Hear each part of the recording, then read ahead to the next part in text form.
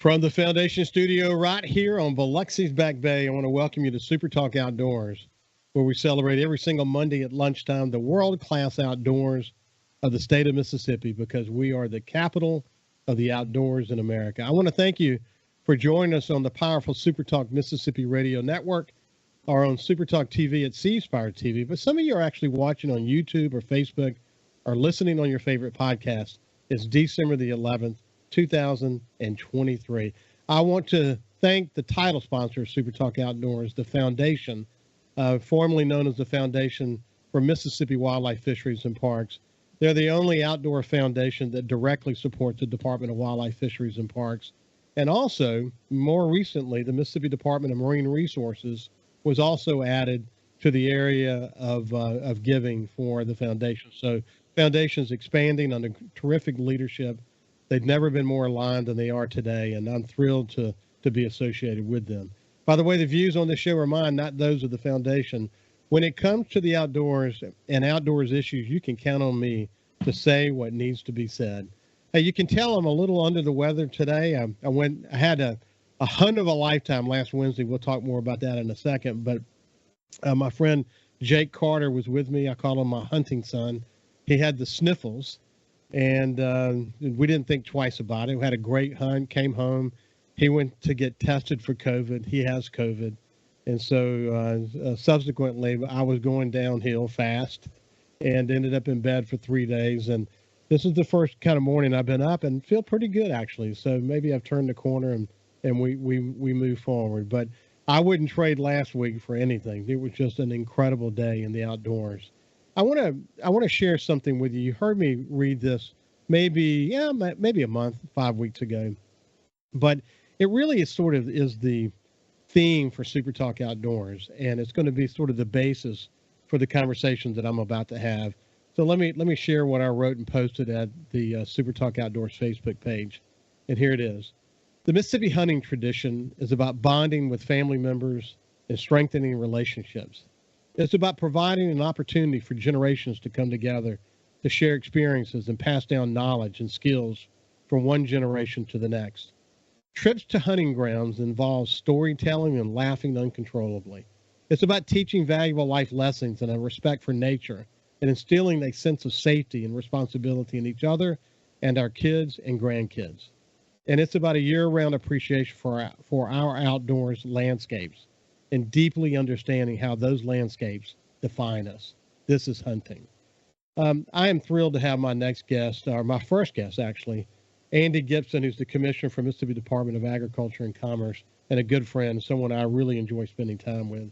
Andy, how you doing, my friend? I'm great, Ricky, and hope you get to feeling 100% today. I hope you do. Thank you, man. Thank you, man. I think, maybe, hope to goodness I've turned the corner, but the show must go on, and I love doing this show because it gives me the opportunity to talk to people like you and celebrate the incredible outdoors heritage we have in this state. Man, we are lucky, and you and I have chatted about this before, about Mississippi being the capital of the outdoors in America, but man, this is a special place, isn't it? And a special time of year. We really are blessed. We're blessed in so many ways, and we start thinking about that at Thanksgiving, and we count our blessings. And agriculturally, we've got such diversity. If it can be grown, we grow it better than anybody else right here in Mississippi, and that ties right into the wildlife as well, because we have such biodiversity. If you're into the outdoors, whether it's hunting or fishing or just enjoying the beauty of the outdoors, whatever you're looking for, it's right here in Mississippi.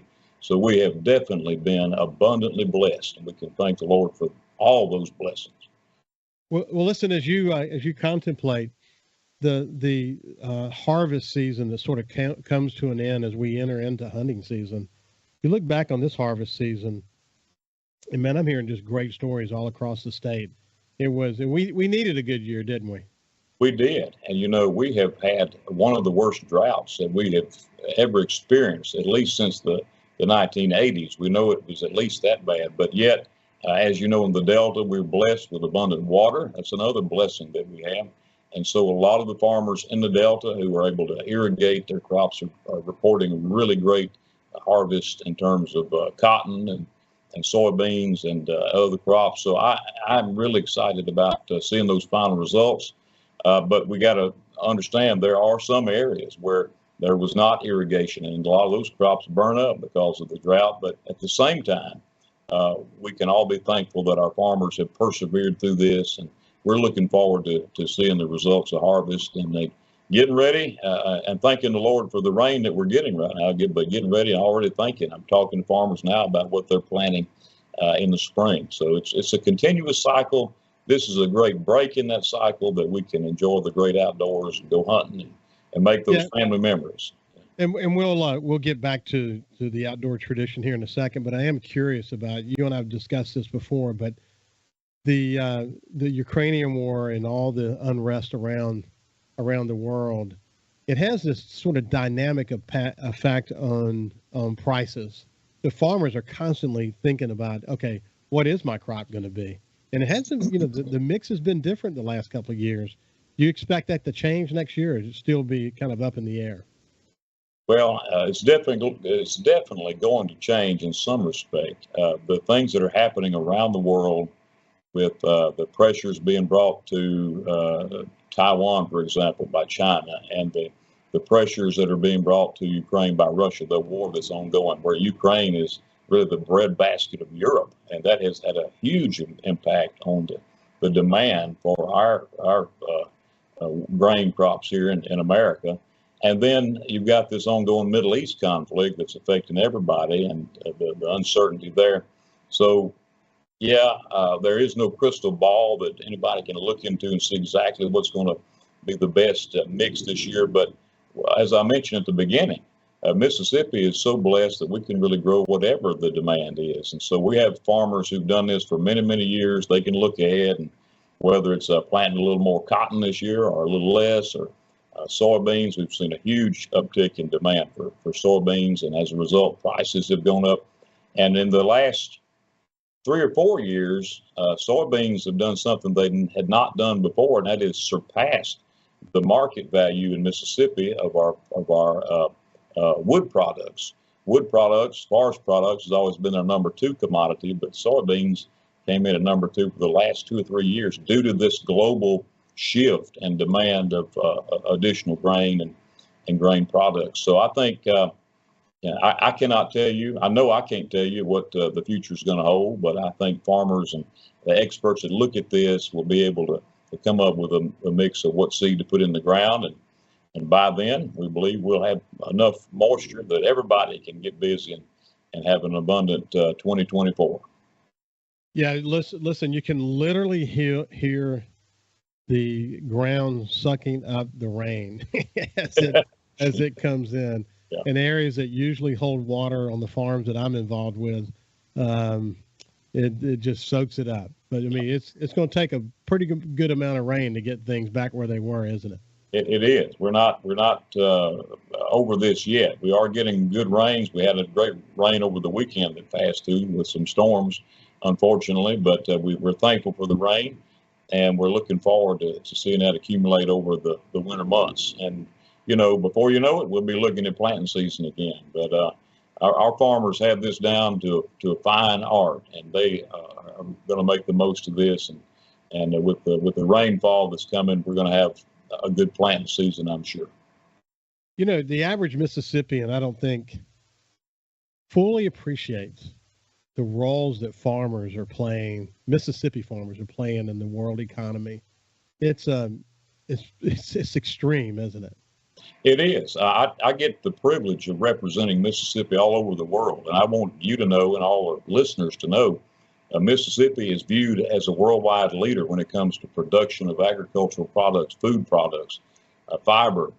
We have that reputation. We're not viewed in a negative connotation at all around the world. We're viewed in a very favorable light because the people around the world know they depend on our farmers and American agriculture to feed their people. And that's why when we make trade missions overseas, I tell them I'm from Mississippi, and they all immediately smile because they know our reputation of production of cotton and corn, soybeans, and not only that, but our great specialty crops and livestock, beef, cattle. We have a good reputation. We should be proud of that we are feeding and clothing not only ourselves, but literally people all around the world. As a matter of fact, 1 out of every 3 acres of production in Mississippi is destined for international markets. So that's how important it is that we maintain those good relationships. We continue to provide our local food, but we also have the privilege of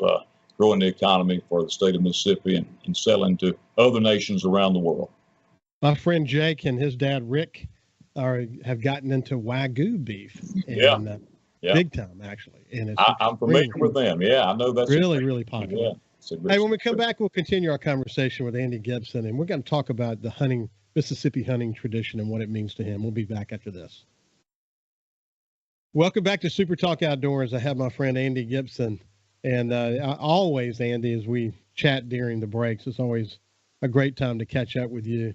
It is a beautiful time of the year in Mississippi, and the hunting tradition in Mississippi is sort of what, at least for people who enjoy the outdoors the way we do, it's kind of a defining time of the year. It's the time you take a deep breath. It's the time you get closer to God and family and friends.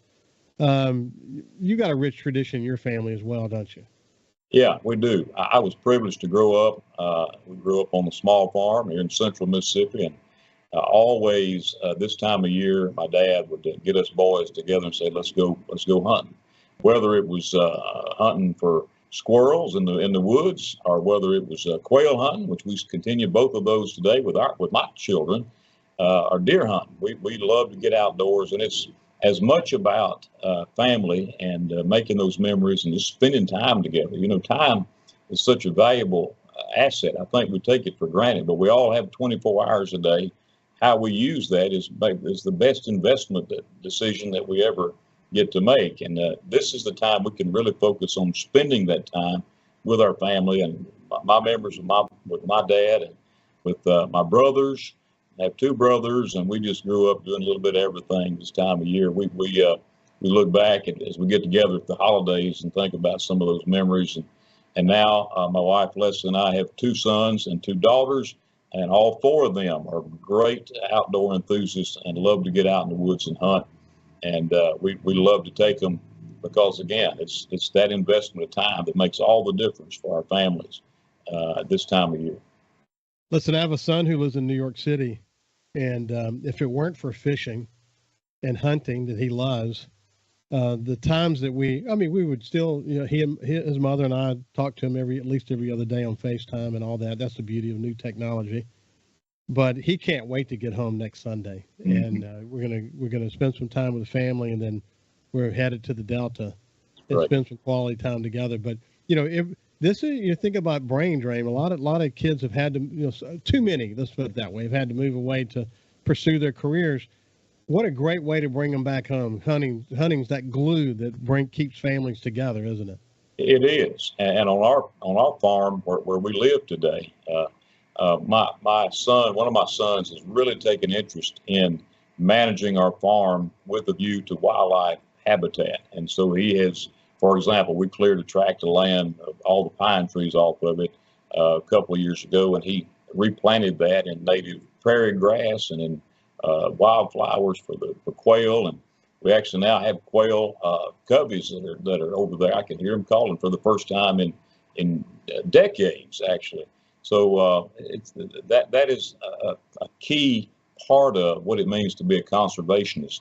As farmers are the original conservationists, this next generation, I think this is an opportunity for them to stay involved and to keep hunting and fishing. He likes to manage our pond as well. He loves to bass fish, but all of our kids love to do it. But this son that I'm talking about, he lives and breathes it every day. What can we do to improve habitat on the place? And I think if I had to guess, he'll probably find a career doing that some way or another. You're describing my son, Jordan, who he went to Ole Miss Law School, and he's a good lawyer and a wonderful father, but he loves the outdoors, hunting and fishing. And when you're describing your son, you're describing my son, Jordan. He can't get enough of it. That's for sure. If you think about, some people would suggest, who don't understand, but this is the reality, would suggest we not teach our kids gun safety, would not teach our kids how to hunt in the outdoors.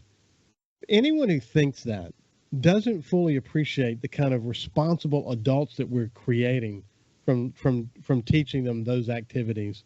It's amazing that some people are opposed to that, isn't it? It is. That's I guess it's a form of the woke culture that's out there wherever they are. And we hope they'll stay wherever they are and stay out of Mississippi, because we love to hunt and fish, and we love to teach our kids that. What we do have, we have to be very cognizant now that a lot of our young people are growing up in suburbs, and they didn't grow up on a farm, so they may not have had the opportunity that I had to grow up on a farm, to go hunting basically every afternoon or morning as the weather would dictate. But taking those young people under our wing and teaching them and taking them hunting is a great opportunity for dads and for moms out there.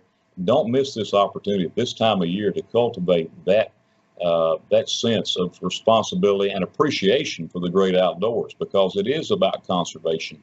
And hunting, using the firearm, is a skill that these young people will take with them for the rest of their lives, and hopefully will pass it on to the next generation. And it's a critical part to maintaining and conserving our habitat, our wildlife here in Mississippi, and includes our deer population. We've seen. I heard Director Posey talk not long ago about the need to focus on harvesting this year, because in some areas there is an overpopulation. We need to take advantage of that. What better way to do it than to get a young person involved in hunting in the great outdoors? Hey, listen, you had the opportunity to travel all over the state, and so when I wrote about it's the time of year for us to really appreciate the outdoors landscapes that are part of Mississippi, and deeply appreciate how they define us. You've seen those landscapes. This is a diverse state, isn't it? It is. Hardwood bottoms and pine forests and mixed woods and rolling prairies and acres and acres of agriculture production fields that many places in our country don't have, but we have it all right here in Mississippi. Our public lands that the Wildlife Department does a great job managing. What a great asset, and so many people who are out there may not know about those opportunities, and I encourage them to get out and explore the great outdoors. And, make sure that they have a chance to plug into what's going on, the good things of Mississippi hunting this time of year. I had a guest from South Africa join me, and he said, boy, America, especially here in Mississippi, from where you're sitting now, you're probably about 10 minutes from public ground where you can go enjoy it. Yeah. And that is a unique thing, something we really take for granted, isn't it? It's an asset we have that most places in the world don't have. I went on a trip to Europe earlier this year, and they told me over there is really no more hunting. In some of the countries, they banned firearms and banned private ownership of guns, which is so ridiculous. But we're blessed in America. We're blessed in Mississippi to have not only the right, but the opportunities to go out and go hunting and take your family. Nothing better than getting the family involved. Hey, listen, we're about out of time, but what's the holidays look like for you and your family? Well, we had one of our get-togethers with my side of the family. My brother came in town from Texas, and we got together, and we're going to go visit my wife's side of the family. And then Christmas Day, I'm going to be on our farm at our home, and I normally fry at least two turkeys. We've become a two-turkey family. I do that outside, and we'll go hunting Christmas Eve and maybe even Christmas Day, depending on the weather. But it's all about family and making those memories and enjoying the sights, the smells, the sounds of God's beautiful creation outdoors. That's beautifully said. Look, as you take a deep breath and get ready for next year, I bet there's been a lot of planning for 2024 already. Yeah, there is. We've got a lot of work to do in 2024. We got a new legislature coming to town. The governor has been reelected, and we'll continue working with Governor Reeves and the legislature, Lieutenant Governor Delbert Hosemann, and our new speaker, Jason White. All of them I know are great supporters of the outdoors and the right to hunt and fish in Mississippi, and a lot of good things on the horizon, I think, for Mississippi. And for me, we're going to get busy with the Dixie National Rodeo here in February. So that's the first thing on our agenda come January. That rodeo and people's understanding of rodeos has really taken off, hasn't it? Well, yeah, I can only attribute it to the Yellowstone series of television because we've had more interest now in rodeo than we've ever seen before. We've had 3 back-to-back records of the Dixie National Rodeo, which is the largest rodeo east of the Mississippi River, right here in Mississippi, right here on the state fairgrounds. So we're going to do it again in February. Some of the events around that will kick up in January with a cutting horse show. So I invite anybody that's out there to join us for a great time for the Dixie National. LA County in California banned rodeo. We're never going to be California. We're never going to ban rodeo in Mississippi. Well, the piece that I read was a news piece that said, good news for rodeo. The commission in LA has decided to take it under advisement, this decision they had made to ban rodeo. But man, they don't, it's amazing how people don't get it, isn't it? That's the dumbest thing I've ever heard. How can you ban a sport? The original American sport is rodeo, and people need to remember that. It's a great sport, a great competition, and these young men and women who compete, they put it all on the line, and it's all about agriculture. So we're going to keep it front and center here in Mississippi. Well, Andy Gipson, it's been a pleasure to catch up with you, my friend. Have a great holiday, you and your family. You too, and Merry Christmas and Happy New Year. God bless y'all. You bet. You bet. Hey, when we come back, we have William McKinley, head of the deer program for the Department of Wildlife, Fisheries, and Parks. We're going to hear the latest. We'll see you after this break.